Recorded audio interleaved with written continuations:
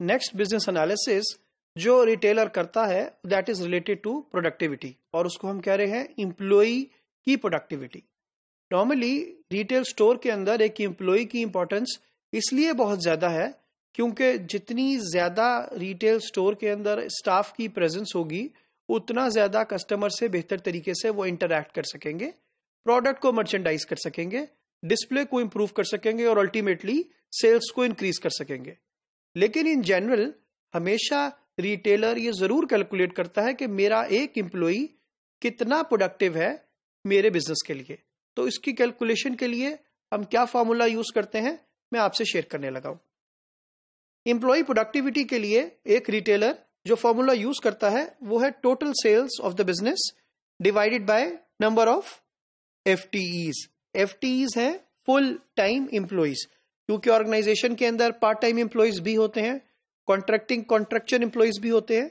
तो हम यहां पर जब एक रिटेलर कैलकुलेशन करता है वो कैलकुलेशन करता है फुल टाइम एम्प्लॉय की बेसिस के ऊपर, और फॉर्मूला बहुत सिंपल है, बिजनेस का रेवेन्यू कितना है डिवाइडेड बाय नंबर ऑफ एफटीईज। और इससे जो आउटकम एक्सपेक्टेड है वो ये है कि एक रिटेलर ये जानना चाहता है कि मेरा एक एम्प्लॉय कितना बिजनेस जनरेट कर रहा है मेरे बिजनेस के लिए।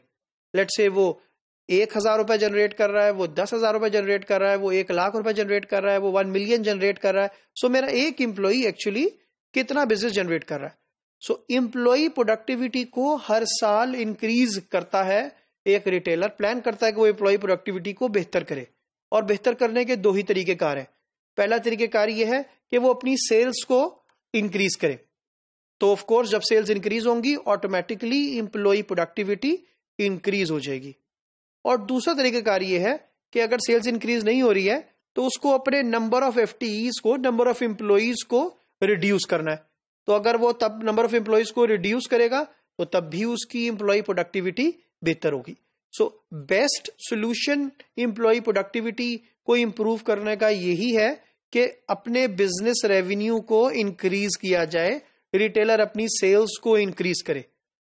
हम डिस्कस करते हैं फॉर्मूला को। फॉर एग्जाम्पल अगर एक बिजनेस का, एक रिटेलर की जो सेल्स है वो 1 मिलियन है फॉर एग्जाम्पल किसी एक मंथ की, उसके number of FTEs, number of full time employees जो है वो 100 है। मींस ये इन 100 एम्प्लॉइज ने एक्चुअली ये 1 मिलियन का बिजनेस जनरेट किया है। सो एम्प्लॉय प्रोडक्टिविटी, जिसको मैंने यहां ईपी के नाम से लिखा है, सो एम्प्लॉय प्रोडक्टिविटी बड़े आसानी से कैलकुलेट हो सकती है।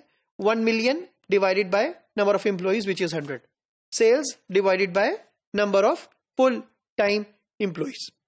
तो हमारे पास जो एम्प्लॉय प्रोडक्टिविटी कैलकुलेट होके आ गई वो आ गई 10,000 रुपी, अज्यूमिंग के जितनी अमाउंट्स हैं वो रुपी के अंदर है। सो विच मीन्स कि 10,000 रुपए का बिजनेस रेवेन्यू की सेल्स एक एम्प्लॉय जनरेट कर रहा है उस पर्टिकुलर रिटेल स्टोर के अंदर। तो रिटेलर फॉर एग्जांपल जिस साल उसने बिजनेस स्टार्ट किया वो कैलकुलेट करता है कि मेरे फर्स्ट मंथ में प्रोडक्टिविटी जो है वो 10,000 रुपए है पर एम्प्लॉय पर एफटीई। नेक्स्ट ईयर में कितनी है, नेक्स्ट मंथ में कितनी है, आफ्टर 3 मंथ्स कितनी है, आफ्टर 6 मंथ कितनी है, आफ्टर 2 इयर्स कितनी है। सो वो इस पीरियड को over the period of time इसकी कैलकुलेशन करता है कि किस तरीके से वो अपनी एम्प्लॉय प्रोडक्टिविटी को बेहतर कर सकता है, इंप्रूव कर सकता है। अब फॉर एग्जांपल अगर यहां पर वो अपनी एम्प्लॉय प्रोडक्टिविटी को इंप्रूव करना चाह रहा है, let's say this was the month जो हमने एग्जांपल डिस्कस की, अज्यूम कर लें कि ये मंथ 1 था, ठीक है। अब वो टारगेट ये सेट करता है कि मैं अपनी एम्प्लॉय प्रोडक्टिविटी को 10,000 से मैंने लेट्स से 11,000 पर रुपीज पर एम्प्लॉय या 20,000 पर डबल कर लेते हैं कि लेट्स से उसका उस बहुत एम्बिशियस है और उसने कहा कि मुझे 20,000 एफटीई पर एफटीई जो है मैं चाहता हूं कि मेरी प्रोडक्टिविटी हो जाए। तो इस सूरत में उसको 2 काम कर रहे होंगे। अपनी सेल्स को क्या करना होगा, ऑफ कोर्स अगर अभी सेल्स 1 मिलियन है और वो प्रोडक्टिविटी को डबल करना चाह रहा है तो उसको क्या करना होगा, अपनी सेल्स को भी डबल करना होगा, यानी कि सेल्स को 1 मिलियन से बढ़ाकर 2 मिलियन करना होगा।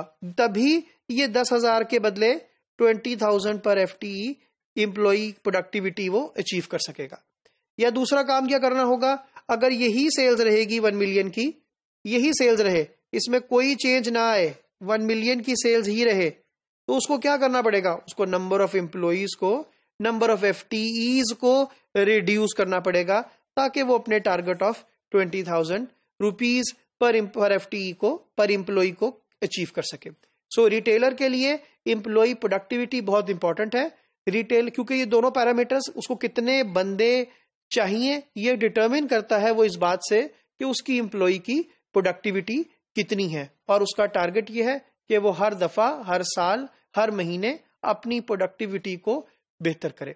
ऑफ कोर्स रिटेल सेक्टर के अंदर इसकी बेंचमार्किंग मौजूद है कि एम्प्लॉय प्रोडक्टिविटी कितनी होनी चाहिए, लेकिन ये इंडस्ट्री टू इंडस्ट्री और सेगमेंट टू सेगमेंट वेरी करती है।